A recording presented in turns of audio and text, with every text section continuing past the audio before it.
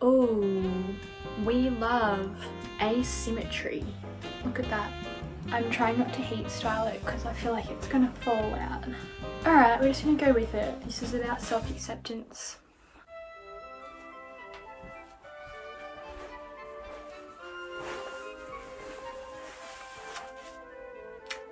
Hello and welcome. My name is Alex. I'm not gonna do that. I'm not Kelly Stamps. Okay, just need to calm down. Hello, my name is Alex and I have acne.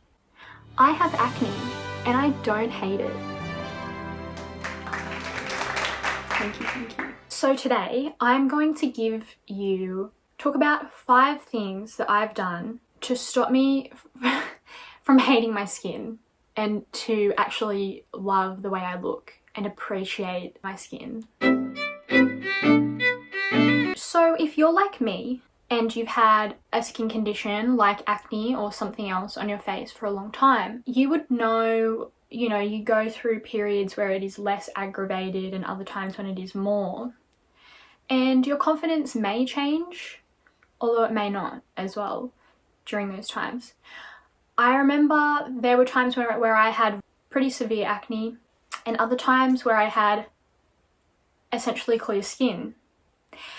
But I felt the same. I felt terrible in both. I felt equally terrible. All of your self-confidence issues will not be resolved just because your acne is gone.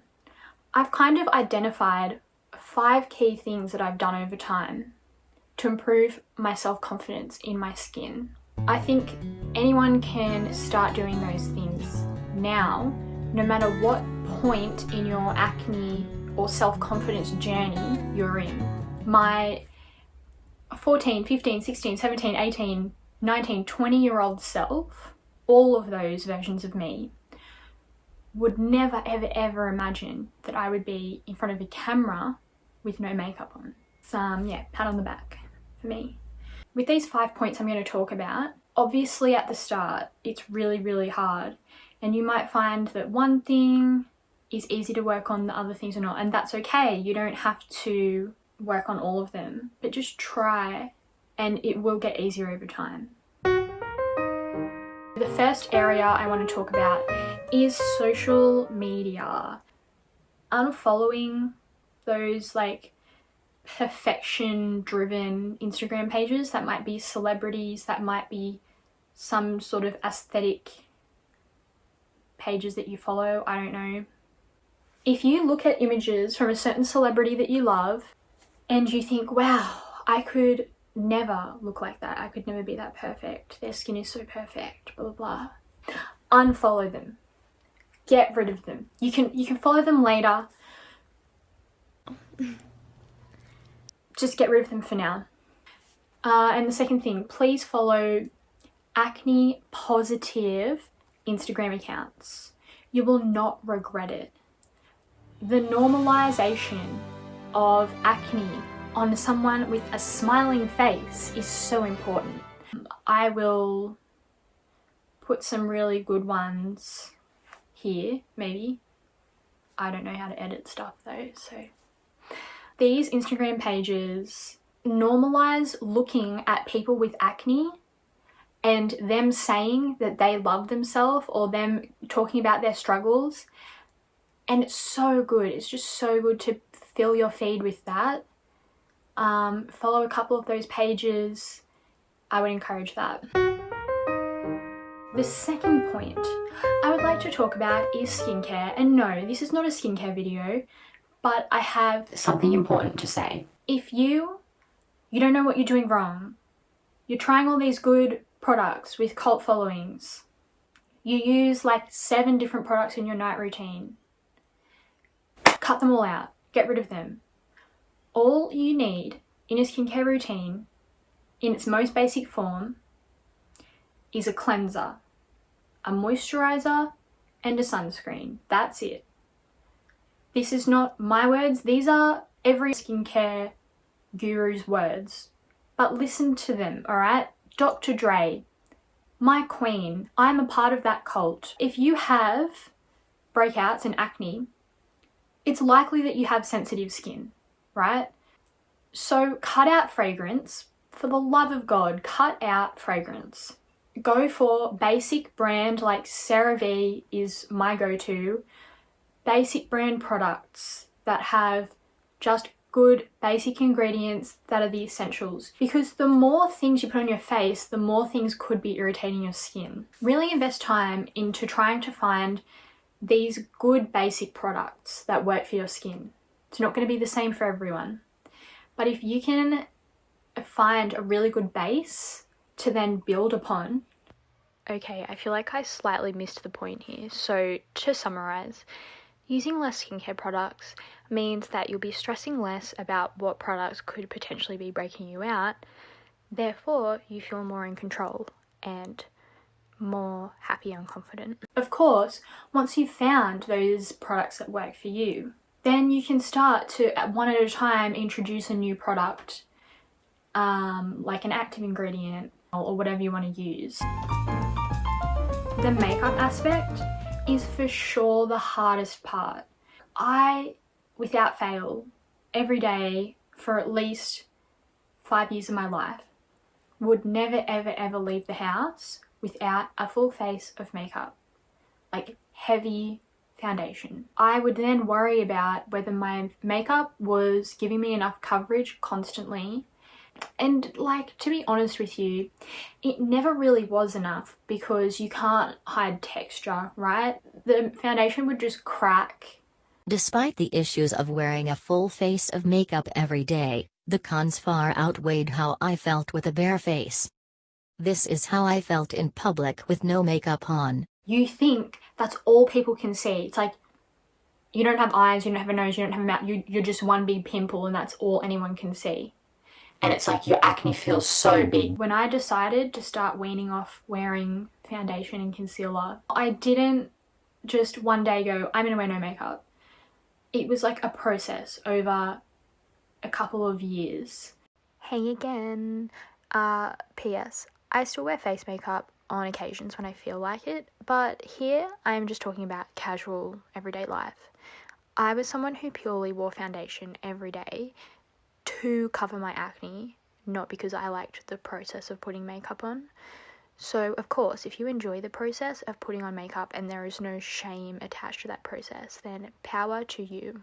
But actually just putting nothing on your skin was really hard at first.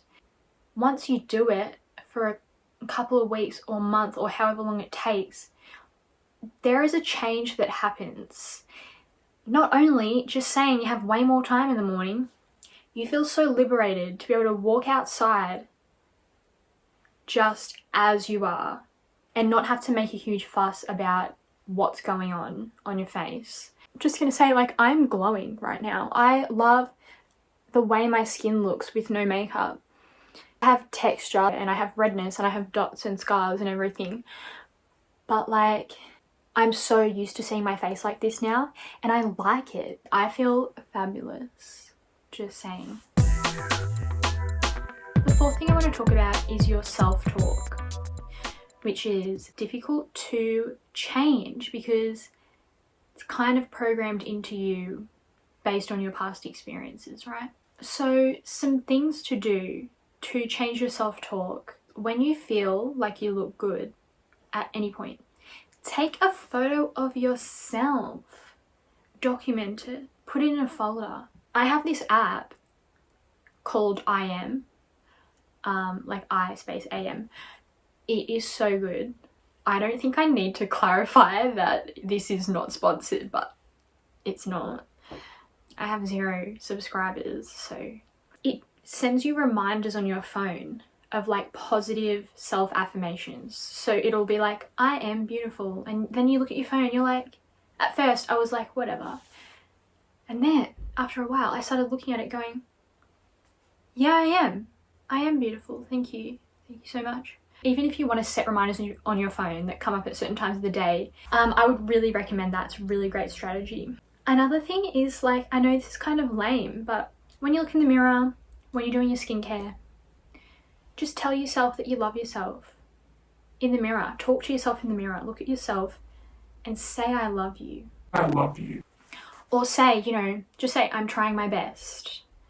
Or anything. Now, you might think this is going to do nothing, but I'm telling you, this constant forced positivity, it's not toxic positivity, it's just you're so damn negative, add some positivity in there, just a sprinkle.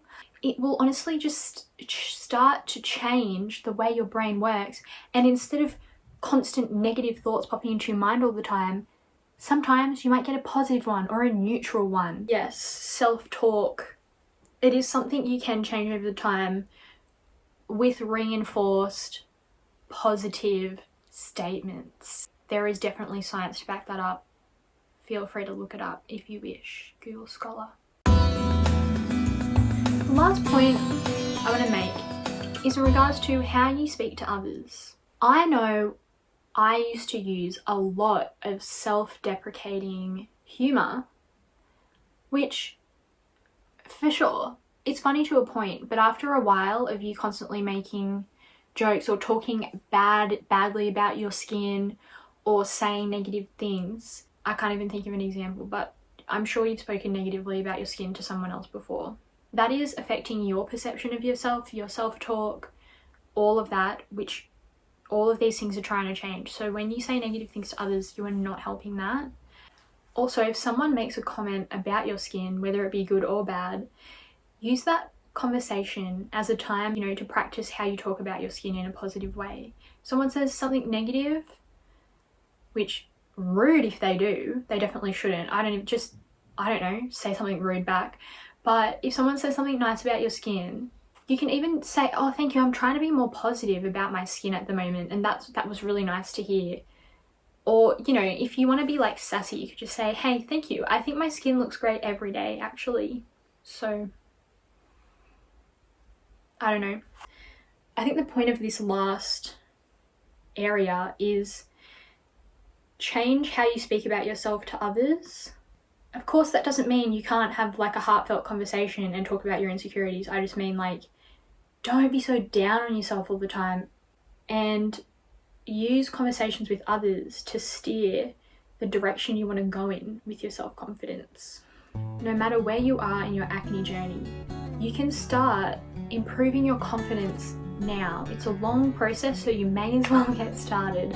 You don't have to wait until your acne goes away. I hope this is helpful to someone or anyone who feels insecure about their skin because of acne or another skin condition. I really think that we can all lift each other up, and it starts with working on yourself. That is everything. I hope this was enjoyed by at least one person. If you enjoyed this video or would like to see more from me, please give this video a thumbs up and subscribe to my channel. I plan to be posting videos quite frequently. And yes, thank you very much, and I will see you next time.